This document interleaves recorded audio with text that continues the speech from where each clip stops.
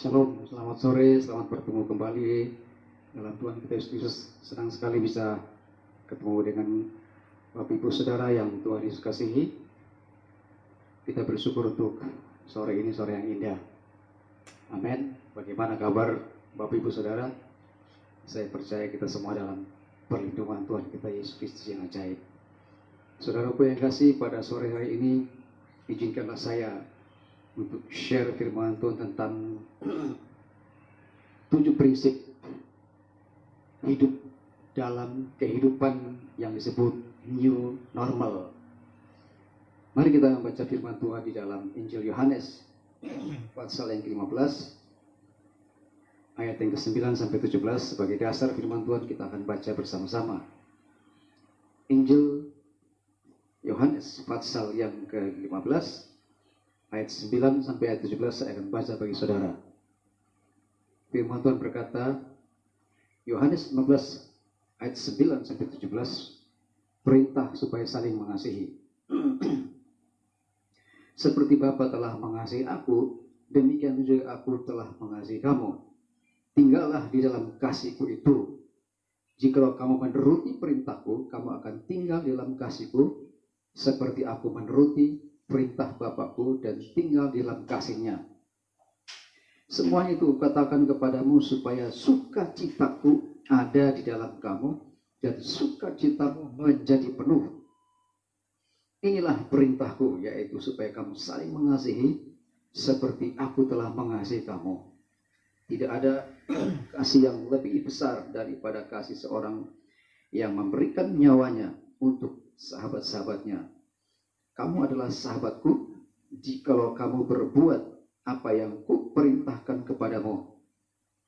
Aku tidak menyebut kamu lagi hamba, sebab hamba tidak tahu apa yang diperbuat oleh tuannya.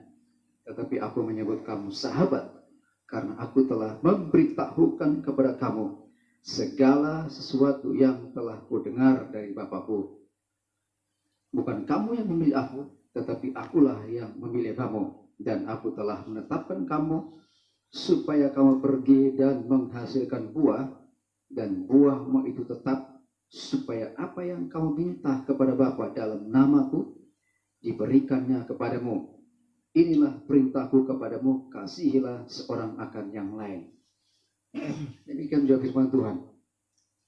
Dan berbahagialah setiap kita yang membaca, merenungkan, bahkan melakukan dalam kehidupannya sehari-hari. Nah, saudaraku yang dikasihi Tuhan Yesus Kristus, sore hari ini sengaja saya tampilkan judul sharing saya pada sore hari ini mengenai kehidupan yang new normal. Ya, sebagaimana kita ketahui bersama bahwa pemerintah Indonesia sedang mencanangkan untuk menetapkan kehidupan yang disebut dengan kehidupan new normal. Apa itu new normal? Kita akan bahas bersama-sama pada sore hari ini. Tapi sebelumnya izinkanlah saya untuk share tentang sedikit latar belakang tentang Yohanes yang tertulis di dalam Injil Yohanes ini. Saudara, kalau kita membaca dalam Injil Yohanes, kita akan temukan beberapa hal penting yang sangat menarik untuk dikaji. Yang pertama kita akan dapati di dalam Injil Yohanes. Dalam seluruh pasal ini kita akan membaca bahwa Yesus dalam Injil Yohanes digambarkan memiliki 7 gelar Yesus. Gelar yang pertama, Yesus sebagai anak domba Allah. Yesus juga disebut sebagai Rabi atau Guru. Yesus juga disebut sebagai anak Allah. Yesus juga disebut sebagai Mesias. Dan Yesus juga disebut sebagai Raja orang Yahudi. Bahkan yang keenam, Yesus juga disebut sebagai anak manusia. Dan yang terakhir, Yesus juga digambarkan memiliki gelar yang ketujuh sebagai seorang nabi. Nah, selain 7 gelar Yesus yang ditampilkan dalam Injil Yohanes, kita juga menemukan bahwa Yesus sendiri secara pribadi menyebut dirinya sebagai aku adalah roti hidup. Yang kedua, Yesus juga pernah mengatakan bahwa aku adalah sumber air hidup. Yang ketiga, Yesus juga mengatakan bahwa akulah terang dunia. Dan yang keempat, Yesus juga pernah mengatakan akulah gembala yang baik. Yang kelima, akulah kebangkitan dan hidup. Yang keenam, akulah pokok anggur yang benar. Dan yang terakhir, yang ketujuh, Yesus juga menyebut dirinya sendiri sebagai akulah jalan, kebenaran, dan hidup. Nah, kalau kita mempelajari Injil Yohanes ini sangat menarik. Oleh karena menggunakan istilah tujuh semuanya. 7 gelar Yesus. 7 Yesus pernah mengatakan aku adalah, yang saya jelaskan tadi. Dan sore hari ini kita akan belajar akan 7 yang lain, yaitu 7 prinsip dalam kehidupan yang disebut dengan new normal. Apa itu new normal? Kalau kita terjemahkan bebas, new normal itu artinya kenormalan yang baru, ya kan? Atau juga disebut dengan kewajaran yang baru, atau juga disebut dengan kelaziman yang baru, atau juga saya persingkat dengan istilah new normal itu artinya kebiasaan yang baru. Nah, biasanya istilah new normal ini muncul ketika setelah resesi tahun 2008 yang lalu, kemudian muncullah yang disebut dengan kehidupan yang disebut dengan new normal. Itu new normal ketika kita melepaskan diri dari resesi dan kita memulai suatu kehidupan yang baru. Atau dalam kondisi sekarang, kita mulai beranjak kehidupan yang normal setelah kita semua dilanda dengan yang namanya COVID-19, walaupun masih merebak, tetapi pemerintah kita mulai mencanangkan untuk kembali menjalani kehidupan yang disebut dari kehidupan new normal. Itu kehidupan yang normal dalam pengertian kebiasaan normal. Nah, bagaimana firman Tuhan yang ditegaskan oleh Yesus Kristus Tuhan? Bagaimana konsep Yesus Kristus Tuhan mengenai kehidupan yang disebut dengan new normal? Bagaimana dengan new normal menurut konsep Alkitab? Nah, kita akan pelajari dalam bagian firman Tuhan dalam Yohanes pasal 15 ini.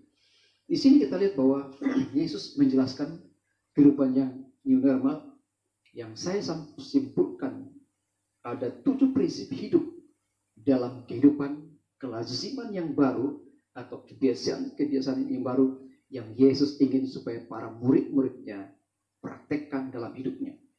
Nah, saudara, Yesus juga menjelaskan bahwa kelaziman hidup atau kebiasaan hidup yang baru ini ketika Yesus bersama-sama dengan murid-muridnya dan Yesus sedang mengajarkan kepada para muridnya dalam khotbah-khotbah hari-hari terakhir ketika Yesus sebelum ditangkap dan menyerahkan diri untuk diadili, Yesus mempersembahkan pengajaran yang sangat penting yang akan kita pelajari pada sore hari ini tentang bagaimana konsep hidup, tentang new normal menurut Alkitab, bagaimana konsep hidup new normal menurut konsep Yesus Kristus Tuhan yang ingin menjelaskan kepada para muridnya, karena ini saat yang sangat penting pada saat itu, karena khotbah-khotbah terakhir Yesus, pengajaran Yesus terakhir untuk menekankan kepada para muridnya bahwa para murid akan menghadapi masa-masa yang sukar, masa-masa yang sulit,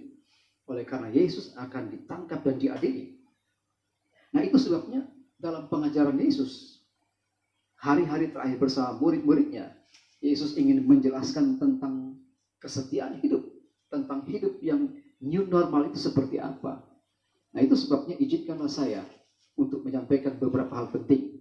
Pertama, saudaraku, kalau kita perhatikan di dalam pasal 15 ini, saudara, kita akan temui bahwa Yesus menekankan kepada murid-muridnya untuk saling mengasihi karena di antara mereka akan mengalami kerenggangan-kerenggangan, mungkin bisa tergoda untuk mundur ketika menghadapi kesukaran, ketika menghadapi kesulitan, dan berbagai tekanan yang akan menimpa mereka setelah Yesus ditangkap dan diadili. Nah, itu sebabnya dalam Yohanes pasal 15 ini saya mencoba membeberkan tentang kehidupan yang disebut dengan new normal itu seperti apa yang Yesus inginkan untuk murid-muridnya praktekkan, lakukan dalam kehidupan sehari-hari. Kita akan perhatikan yang pertama. Yang pertama kita lihat ayat yang ke-9. Saya baca bagi saudara. Saya dikatakan, seperti Bapa telah mengasihi aku, demikianlah juga aku telah mengasihi kamu. Lalu di sana dikatakan, tinggallah di dalam kasihku itu. Dalam pasal 15 ayat 9, kita akan temui bahwa prinsip hidup yang disebut dengan yang new normal menurut Yesus Kristus Tuhan, yang pertama adalah prinsip pertama. Kita perhatikan di sini ada Yesus mengasihi kita dan kita harus tetap tinggal di dalam kasih Kristus. Ini prinsip pertama bagi seorang Kristen, bagi orang-orang Kristen, bagi orang-orang percaya yang mengaku Yesus sebagai Tuhan. Prinsip pertama kehidupan yang disebut dengan new normal, kita harus punya prinsip yang sama. Kita mesti mengerti dasarnya. Yang pertama adalah dasar iman kita adalah Yesus mengasihi kita dan kita harus tetap tinggal di dalam kasih Kristus. Maksudnya apa? Misalnya yang saya maksudkan di sini atau yang dimaksud dalam ayat ini adalah Yesus Kristus terlebih dahulu mengasihi kita sehingga kita bisa mengasihi Allah. Saudara nggak bisa mengasihi Allah kalau saudara tidak pernah menikmati kasih Allah sebelum. Nah, sebagai orang Kristen, orang yang takut akan Tuhan, prinsip ini harus menjadi dasar yang sangat kuat. Oleh karena dasar kita dalam kehidupan new normal, dalam kekristenan kita adalah prinsip yang pertama, Yesus yang pertama kali mengasihi kita. Artinya Allah yang penuh dengan kasih itu selalu mengasihi kita manusia yang penuh dengan dosa dan kesalahan. Dengan kata lain, Allah lah yang mencari manusia. Bukan kita cari manusia, kita cari Allah. Saudara, saya beritahu sama saudara. Kalau saudara mencari Allah dalam keadaan seperti sekarang ini, saudara tidak bisa temukan kecuali Allah yang memperlihatkan dirinya, Allah yang menunjukkan dirinya, baru kita tahu siapa Allah itu. Jadi prinsip yang pertama sebagai orang Kristen atau yang Yesus maksudkan kehidupannya yang disebut yang new normal adalah Yesus yang pertama kali mengasihi kita, Allah yang pertama kali mengasihi kita, Allah yang pertama kali mencari kita untuk kita bertemu dengan Allah. Karena Alkitab mengatakan bahwa manusia telah berbuat dosa dan hilang kemuliaan Allah. Oleh karena dosa dan hilang kemuliaan Allah, mata kita tertutup untuk melihat Allah. Kita tidak bisa bertemu dengan Allah kecuali saya katakan tadi Allah lah yang memperlihatkan dirinya sehingga kita bisa mengenal siapa Allah. Inilah yang membedakan antara orang yang Kristen, orang yang percaya kepada Yesus dan orang yang tidak percaya kepada Yesus. Oleh karena itu ini merupakan dasar yang sangat mendasar, saudara. Ini dasar yang sangat kuat bahwa prinsip orang Kristen dalam kehidupannya new normal adalah Allah yang pertama kali mengasihi kita. Bukan kita yang mengasihi Allah. Allah yang pertama kali mengasihi kita. Oleh karena kita orang yang berdosa, yang layak dihukum, yang layak dibinasakan. Tetapi karena kasih Kristus, Yesus memperlihatkan dirinya yang penuh dengan kasih itu. Dia mencari kita, memperlihatkan dirinya. Mencari manusia yang terhilang. Dan dia katakan, aku mengasihi kamu. Jadi prinsip inilah yang harus kita tahu bersama-sama dalam kehidupan yang new normal adalah Allah yang pertama kali mengasihi kita, Allah yang pertama kali mencari kita, Allah yang pertama kali untuk bertemu dengan kita, untuk mengembalikan posisi kita supaya kita melihat kemuliaan Allah, supaya kita melihat terang surgawi, supaya kita bisa hidup dalam berkemenangan. Jadi poin yang pertama, prinsip yang pertama, hidup yang disebut new normal menurut konsep Yohanes pasal 15 ayat 9 adalah Allah yang mengasihi kita, Yesus yang pertama kali mengasihi kita, Yesus yang mencari kita, dan Yesus katakan tinggallah di dalam kasihku itu. Yesus yang memproklamirkan dirinya, dia yang penuh dengan kasih, dia katakan kamu harus tetap tinggal dalam kasihku karena aku telah mengasihi kamu terlebih dahulu. Itu yang pertama. Yang kedua, prinsip yang kedua dalam kehidupan yang disebut new normal, kita akan membaca, saya baca bagi saudara ayat yang ke-11. Jangan dikatakan semuanya itu kukatakan kepadamu. Perhatikan di sana. Ya. Semuanya itu kukatakan kepadamu supaya sukacitaku ada di dalam kamu dan sukacitamu menjadi penuh. Saudaraku yang kasih, yang kedua, prinsip kehidupan yang disebut dengan new normal yang kedua adalah hidup dalam sukacita yang penuh dari Yesus Kristus Tuhan. Sukacita apa sih sebenarnya? Sukacita itu adalah perasaan bahagia bercampur dengan perasaan diberkati. Penuh dengan kegembiraan yang luar biasa pada saat kita merayakan sesuatu. Ya kan? Kadang-kadang itulah yang disebut orang dengan sukacita. Kalau kita perhatikan di dalam sukacita, dalam konsep PL dan PB, merupakan ciri orang percaya sebagai perseorangan maupun ciri gereja secara umum. Jadi orang percaya yang disebut dengan orang Kristen, orang yang takut akan Allah, atau orang yang bergabung dalam gereja Tuhan, itu selalu digambarkan dengan sukacita, saudaraku.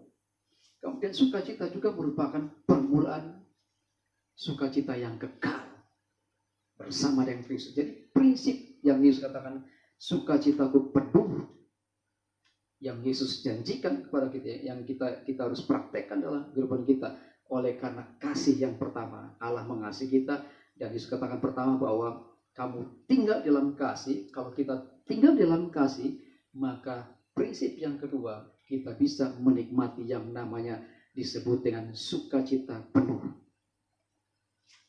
Sukacita yang penuh apa artinya, saudaraku?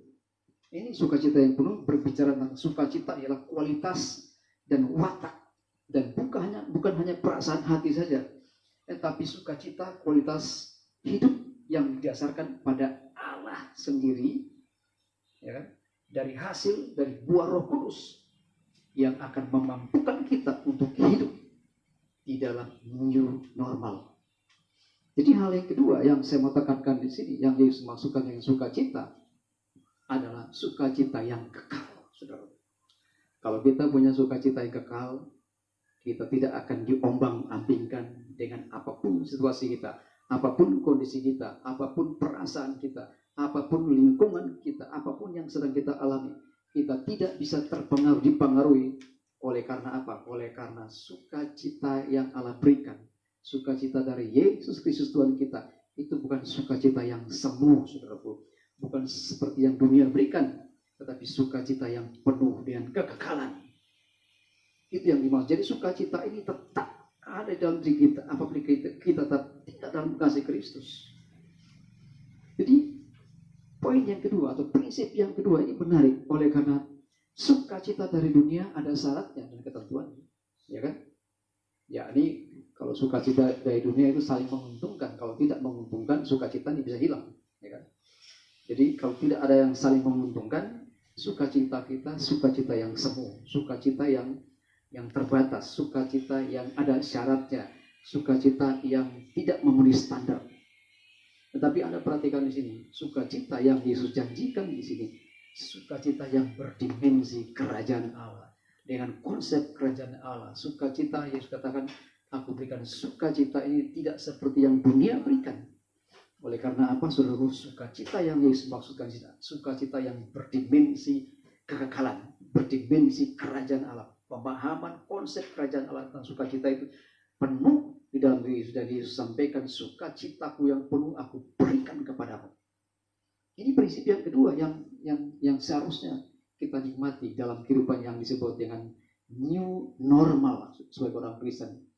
Orang Kristen apapun kondisinya, apapun keadaannya, tidak bisa mencuri sukacita, karena sukacita kita tidak tergantung dengan situasi dan kondisi. Sukacita kita tidak tergantung dengan apapun yang ada di dunia ini, tetapi sukacita kita tergantung dengan perkataan Yesus.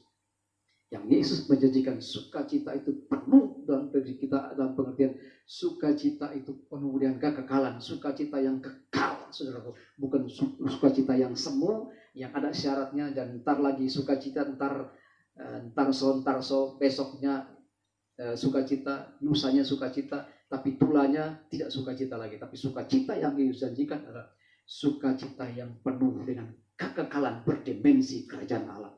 Itu yang kedua. Dan yang ketiga, kalau kita perhatikan ayat yang ke-13, saudara, saya baca bagi saudara, yang dikatakan,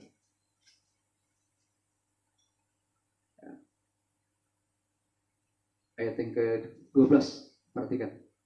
Bisa dikatakan, inilah perintahku, yaitu supaya kamu saling mengasihi seperti aku telah mengasihi kamu. Nah, saudara perhatikan di sini. Yang ketiga, prinsip yang ketiga dalam kehidupan yang disebutnya new normal, saudaraku, kita perhatikan bahwa kalau konsep mengasihi itu artinya menaruh kasih kepada seseorang. Atau kita mencintai seseorang, menyayangi orang lain. Itu konsepnya adalah mengasihi. Tetapi saling mengasihi di sini, perhatikan di sini, itu ukurannya adalah mengasihi dalam pengertian Yesus Kristus sebagai standar ilahi, standar yang luar biasa tentang kasih itu. Dia merupakan standar untuk kita mengasihi sesama kita karena dia sudah mengasihi kita terlebih dahulu. Jadi Anda perhatikan di sini bahwa ukuran mengasihi yang dilakukan oleh Yesus itu adalah ukuran Yesus perintahkan kepada murid-muridnya untuk mereka saling mengasihi sama seperti aku mengasihi kamu, kata Yesus. Jadi standarnya, ini standar luar biasa, bukan standar biasa. Standarnya adalah Yesus Kristus yang sudah mengasihi murid-muridnya, dan murid-murid harus mengasihi sesama mereka menurut ukuran yang Yesus sudah praktekkan, saudaraku. Inilah yang disebut dengan ciri orang Kristen. Ciri orang Kristen itu adalah saling mengasihi dengan standar Yesus Kristus telah mengasihi kita sebelumnya. Dan saya beritahu sama saudara bahwa hanya orang Kristen dunia ini yang bisa saling mengasihi. Karena Yesus Kristus sudah buktikan bahwa dia mengasihi kita. Hanya orang Kristen, saudaraku. Hanya Yesus Kristus Tuhan yang telah mempertontonkan kepada dunia bagaimana cara mengasihi. Saya beritahu sama saudara, hanya Yesus Kristus yang mampu mempraktekkan bagaimana caranya kita mengasihi orang lain. Standar yang kita pakai untuk mengasihi orang lain adalah standar di mana Yesus Kristus mengasihi murid-muridnya. Yesus Kristus yang telah mengasihi kita terlebih dahulu, saudaraku. Ini yang harus kita pahami, saudaraku. Hanya Yesus Kristus yang mengajarkan konsep mengasihi menurut standar kerajaan Allah. Selain Yesus Kristus, saya beritahu sama saudara, tidak ada seorang pun yang di dunia ini yang memiliki standar mengasihi seperti yang itu. Saudara, saya mau beritahu sama saudara bahwa hanya Yesus Kristus Tuhan yang mampu mengasihi menurut konsep kerajaan Allah. Konsep kerajaan Allahnya apa? Perhatikan. Konsep kerajaan Allah. Yesus bilang begini, kalau ada yang menampar pipi kirimu, berikan pipi kanan. Saya beritahu ini konsep kerajaan Allah. Ini dimensi kerajaan Allah. Ini standar kasih Allah. Yesus yang pernah mengatakan, satu-satunya pribadi yang mengatakan bahwa ampunilah mereka karena mereka tidak tahu apa yang mereka perbuat. Saudara perhatikan di sini. Standar kerajaan Allah yang Yesus tampilkan di sini, saudaraku. Yang berikut Yesus katakan, kasihilah musuhmu dan berdoalah bagi mereka yang menganiaya kamu. Ini bukan standar biasa, saudaraku. Ini bukan standar biasa. Ini standar ilahi. Ini standar kerajaan Allah. Hanya orang-orang yang pernah mengecap kasih dari Allah. Orang-orang yang punya kasih Allah yang bisa mengatakan bahwa kasihilah musuhmu dan berdoalah bagi mereka yang menganiaya kamu. Kemudian standar kasih yang lain yang Yesus tampilkan, Yesus katakan begini, tapi jika musuhmu lapar, berilah dia makan. Jika dia haus, berilah dia minum. Saya beritahu, hanya orang Kristen yang punya standar kasih semacam ini. Di luar Kristen, saya beritahu sama saudara, tidak ada seorang pun yang pernah mengatakan standar semacam ini. Hanya Yesus yang mengatakan bahwa kasihilah musuhmu dan berdoalah bagi mereka yang menganiaya kamu. Lalu dalam konsep kerajaan Allah saja, orang Kristen yang hanya bisa mengatakan, tetapi jika musuhmu lapar, berilah dia makan. Dan jika dia haus, berilah dia minum. Ini konsep kerajaan Allah yang tidak dimiliki selain Kristen.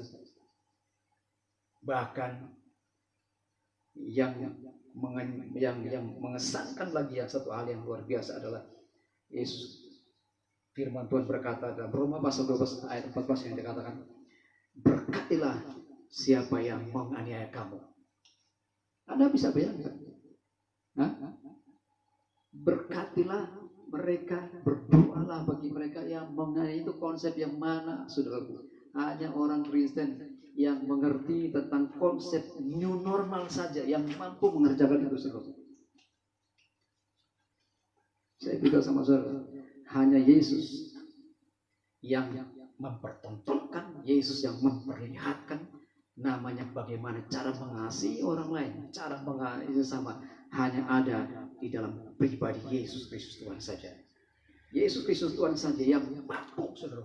Artinya dengan kata lain, hanya orang Kristen yang mampu mengasihi sesamanya.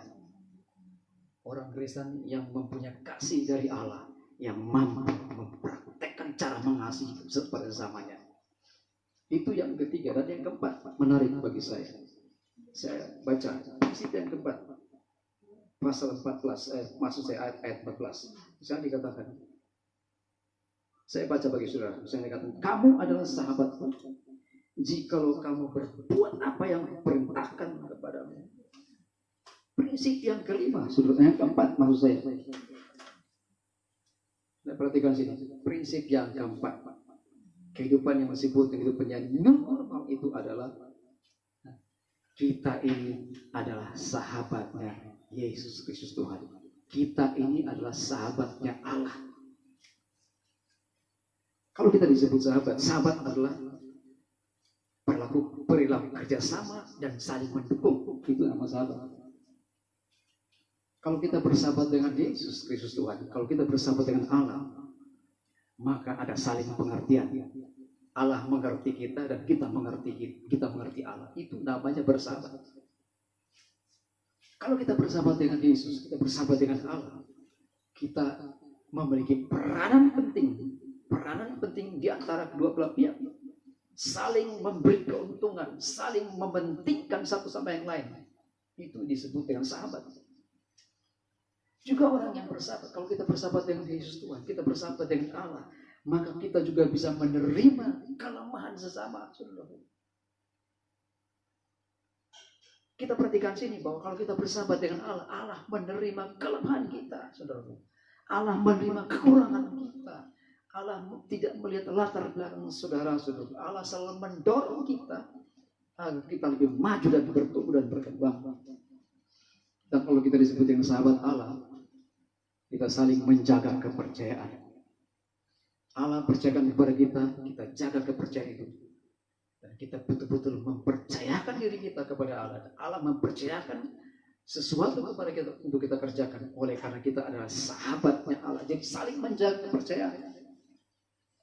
Dan juga orang yang bersahabat. Kalau kita bersahabat dengan Allah, kita bersahabat dengan Tuhan, Yesus Kristus Tuhan, maka Dia akan saling membantu kita. Dia akan setia membantu kita dalam kesukaran kita, dalam kesulitan kita.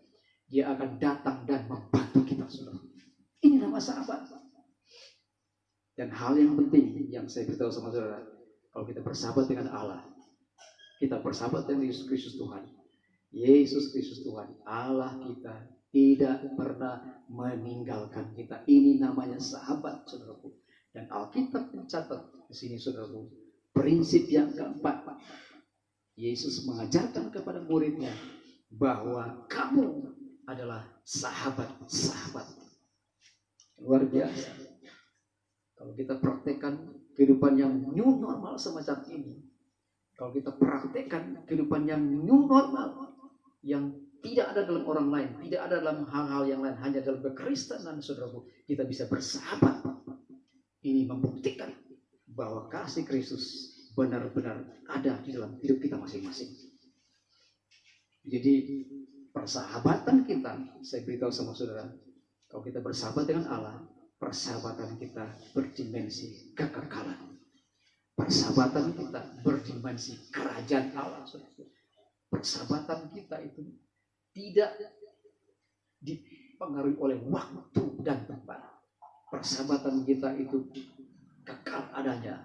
Mulai saat ini ketika kita menjadi sahabatnya Allah, Sampai kapanpun, sampai kesudahan alam, sampai akhir zaman, Yesus menjanjikan kepada kita, dia tetap menyertai kita, dia tetap bersama-sama dengan kita. Oleh karena apa? Oleh karena Yesus Kristus menjadikan diri kita masing-masing, orang-orang yang percaya kepada dia, menjadi sahabat-sahabatnya Allah. Yang kelima, mari kita perhatikan prinsip yang kelima dalam kehidupan yang new normal. Saya baca bagi saudara ayat yang ke-16. Jangan dikatakan, bukan kamu yang memilih aku, tetapi akulah yang memilih kamu. Waduh, perlu luar biasa. Di sini dikatakan, perhatikan, bukan kamu yang memilih aku, tetapi akulah yang memilih kamu.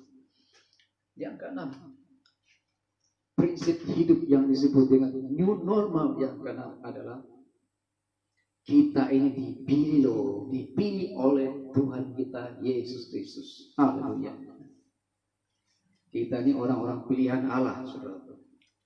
Kalau saudara baca Efesus 1 ayat 4 sampai 5, bahkan Alkitab mengatakan bahwa kita ini menjadi orang pilihan Allah sebelum dunia dijadikan. Kita menjadi orang-orang yang menjadi orang-orang pilihan Allah, supaya kita hidup kudus dan tak bercacat di hadapannya. Jadi kehidupan yang disebut kehidupan new normal bagi orang Kristen, kita punya prinsip yang kelima. Kita dipilih oleh Allah. Bukan kita yang memilih Allah. Perhatikan di sini ya. Kita yang dipilih, saudaraku. Ini luar biasa. Ini konsep ini nggak ada di kepercayaan yang lain. Konsep ini hanya ada di dalam konsep kekristenan. Kekristenan mengakui kita dipilih oleh Allah, kita ditetapkan oleh Allah sebelum dunia dijadikan untuk menjadi anaknya, untuk bersekutu dengan Allah, untuk menjadi warga negara kerajaan Allah. Hanya dalam konsep Kristen yang punya konsep seperti ini, kita dipilih oleh Allah. Kenapa? Kalau kita yang memilih, kita bisa salah pilih, saudara. Kita pikir kita pilih Allah yang benar, ternyata Allah yang kita pilih salah. Tetapi kalau Allah yang memilih kita, dia tidak pernah salah memilih saudara dan saya. Inilah bentuk pemilihan.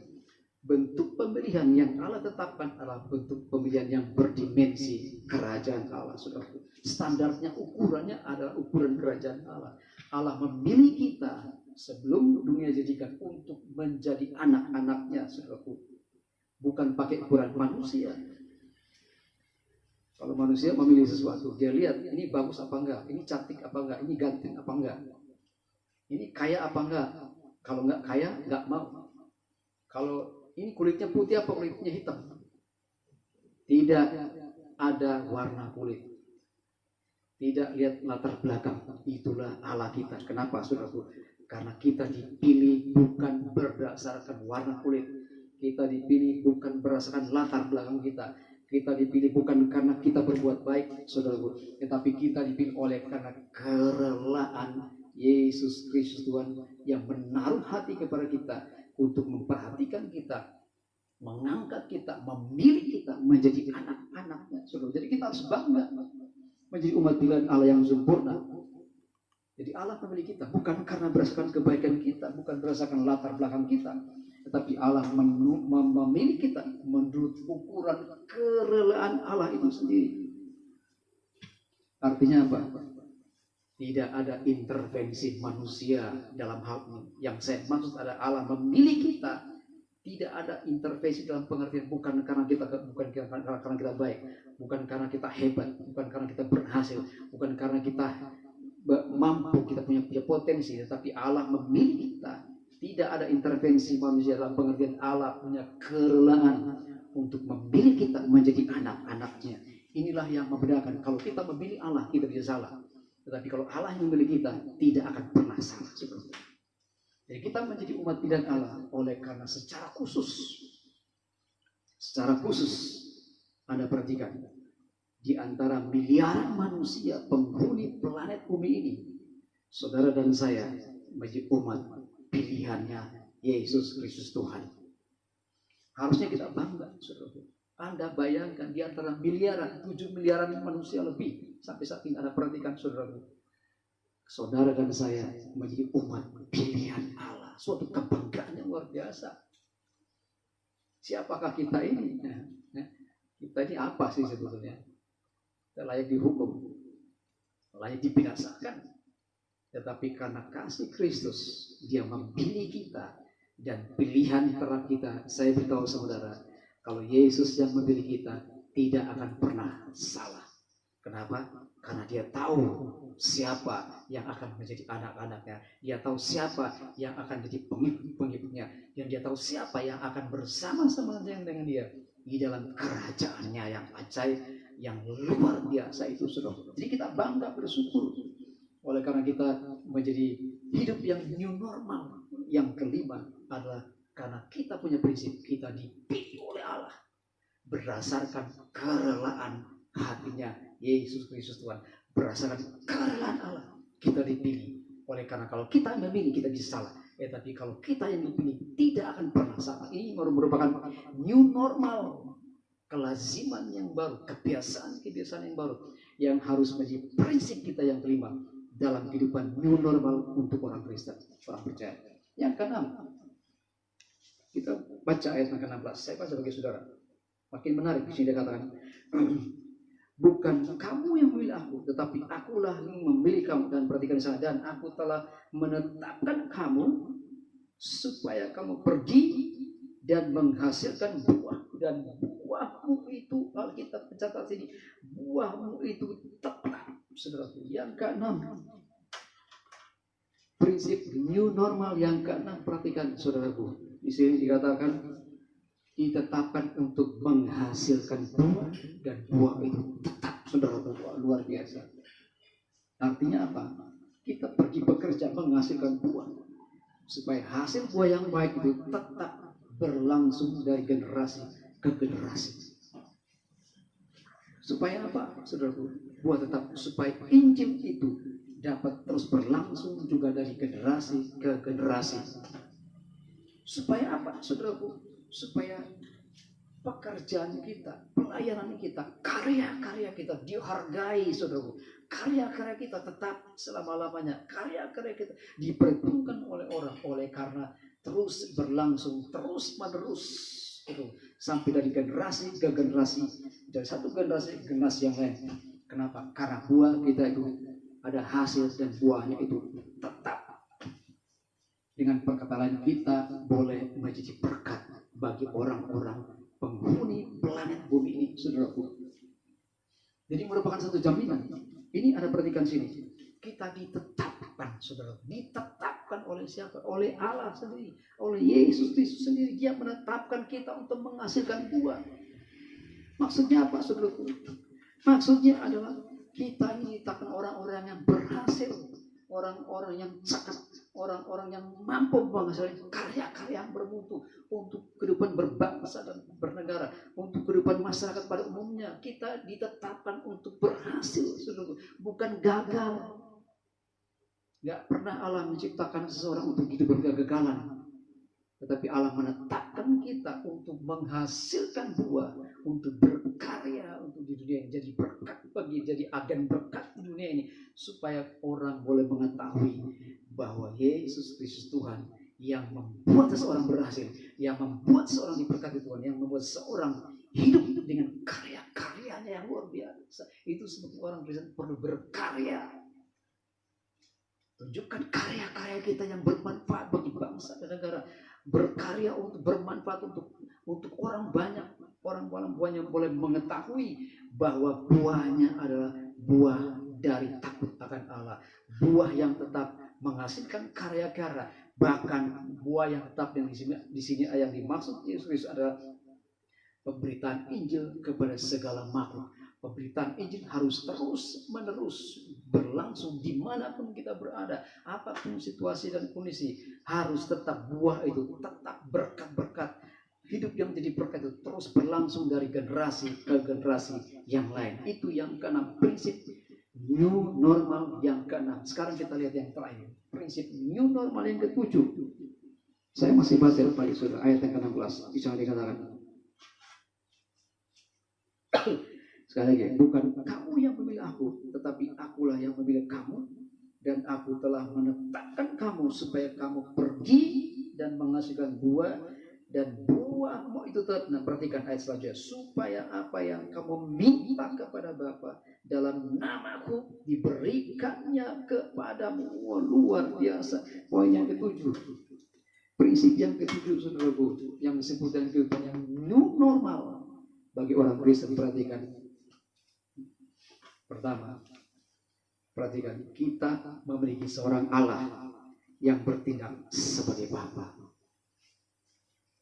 Bapa yang mengasihi kita, Bapa yang melindungi kita, memelihara kita sebagai anggota keluarga kerajaan Allah. Jadi prinsip yang ketujuh, perhatikan di sini, prinsip yang ketujuh, hidup yang disebut dengan new normal bagi orang Kristen adalah kita punya prinsip, kita menjadi bagian dari kerajaan Allah. Kita menjadi anggota keluarga kerajaan Allah. Kenapa? Karena kita punya Bapa. Bapa yang mengasihi kita, Bapa yang memelihara kita. Dan yang berikut, saudara, kita juga mengatas nama kita di sini, perhatikan, kita mengusung nama yang sangat mulia. Saat kita datang menghampiri tahta yang kudus, kita berseru, ya Aba, ya Bapa. Kenapa ya Aba, ya Bapa? Oleh karena kita sudah menjadi bagian anggota keluarga kerajaan Allah. Kita diberi hak untuk memanggil Allah kita adalah Bapa. Artinya apa? Kita punya hubungan yang sangat intim dengan Bapa. Kita punya hubungan yang sangat baik dengan Bapa. Kita layak disebut anak-anaknya, sehingga kita boleh memanggil Dia sebagai Bapa kita yang ajaib, dan kita boleh masuk menghampiri tahta yang kudus, dan sekali kita katakan ya Aba, ya Bapa. Dengan perkataan lain, saudaraku, ketika kita menjadi warga negara kerajaan Allah, kita diberi kepastian bahwa apa yang kita minta dalam nama Tuhan Yesus Kristus, apa yang kita inginkan dalam doa kita atas nama Tuhan, menggunakan nama Tuhan Yesus Kristus, akan diberikan kepada kita. Dan secara khusus dalam pemberitaan Injil Kristus Tuhan menyertai kita. Kita menggunakan nama Tuhan Yesus Kristus, semua bisa terjadi oleh karena Tuhan punya nama yang sangat dihormati di surga maupun di bumi. Hanya oleh nama Tuhan kita Yesus Kristus, apa saja yang kita minta sesuai dengan kehendak Allah, semuanya akan diberikan kepada kita. Ini luar biasa, saudara. Itu sebabnya kita mesti memahami kehidupan yang normal, saudara. Kehidupan yang normal yang ketujuh. Sekali lagi saya katakan bahwa kita punya prinsip, kita adalah bagian dari warga negara kerajaan Allah. Sehingga Alkitab mencatat di sini, sekali lagi saya baca bagi saudara untuk meyakinkan saudara bahwa supaya apa yang kamu minta kepada Bapa dalam namaku diberikannya kepada. Kenapa diberikan kepada kita? Oleh karena nama Tuhan Yesus Kristus. Oleh karena Yesus Kristus Tuhan sudah mengangkat kita sebagai anak-anaknya, sehingga kita layak memakai nama Tuhan Yesus Kristus. Apapun yang kita minta dalam doa diberikannya kepada kita sesuai dengan kehendak Allah. Yang terakhir, kesimpulan menarik. Mari kita warnai dunia ini dengan kehidupan yang new normal, saudara. Dengan cara apa? Melakukan prinsip-prinsip hidup yang disebut dengan new normal, kelaziman hidup yang normal. Artinya kebiasaan yang baru. Mari kita praktikkan. Yang pertama, prinsip yang pertama, Yesus mengasihi kita terlebih dahulu, dan kita wajib tinggal di dalam kasih Kristus Tuhan kita. Yang kedua, kita hidup dalam sukacita yang penuh, yang kekal, yang diberikan langsung oleh Yesus Kristus Tuhan, dan tidak bisa dunia curi. Dunia tidak bisa mencuri sukacita yang berdimensi kekekalan itu, saudara. Yang ketiga, kita harus menunjukkan bahwa kita saling mengasihi, merupakan tanda kita telah memiliki kehidupan yang kekal, berdimensi kerajaan Allah. Yang keempat, kita juga akan disebut dengan sebagai sahabat-sahabat Allah yang memiliki hubungan yang akrab, sebagai sahabat yang selalu siap mendukung, menolong, bahkan peduli terhadap segala keperluan kita. Dan yang kelima adalah kita juga adalah orang-orang pilihan Allah yang dipilih secara langsung oleh Allah sendiri menurut kekeraannya Allah di dalam nama Tuhan kami Yesus Kristus. Haleluya. Yang keenam, saudaraku, kita punya prinsip new normal, yaitu kita ditetapkan dan dijamin, saudaraku, untuk menghasilkan karya-karya terbaik untuk generasi kita selanjutnya, termasuk memberitakan Injil kepada segala makhluk manusia yang menghuni planet bumi ini. Dan yang ketujuh adalah yang terakhir, kita adalah keluarga Allah, memiliki seorang Bapa yang selalu memelihara kita, sehingga kita wajib menjaga dan mengusung nama Bapa kita yang sangat kudus dan sangat dihormati di sorga dan di bumi, sehingga Bapa selalu juga menyertai kita dalam pelayanan pemberitaan Injil ke seluruh dunia, sehingga semua orang bisa mengenal Bapa kita yang sangat mengasihi kita semua. Oleh karena itu, saudaraku, sebagai penutup dalam sharing saya firman Tuhan, jangan buang kesempatan lagi, saudara, kesempatan yang indah. Mari kita memulai suatu kehidupan yang disebut dengan kehidupan new normal, mulai saat ini sampai selama-lamanya. Tuhan Yesus memberkati kita sekalian. Amin.